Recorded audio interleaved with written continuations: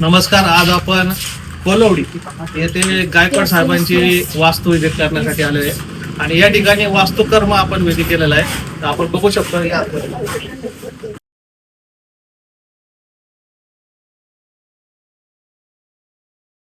या ठिकाणी आपण ब्रह्मनाभी अध्याय केलेला आहे आणि नाभी तुम्ही बघू शकता. या ठिकाणी ब्रह्मनाभी केलेला आहे. तुम्हाला काय वाटतंय आपण त्यांच्याकडनं जाणून घेऊ. नमस्कार.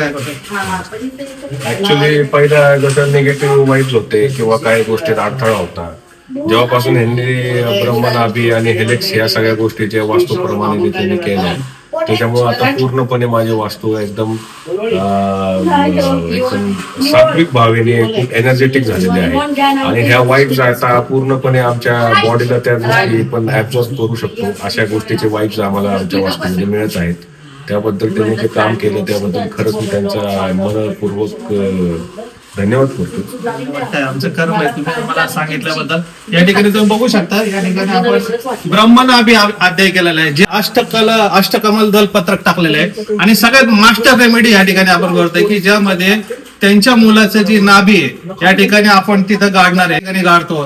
त्या ठिकाणी असं म्हणलं जातं की 7 पिढ्या दर पिढ्या ती वास्तू त्यांना फल देत, नक्कीच फल देतात. या ठिकाणी ब्रह्मनाभी अध्याय केल्यानंतर काही ऑस्पिशियस स्टोन पण टाकलेले आहेत आणि काही गोष्टी या ठिकाणी केलेल्या.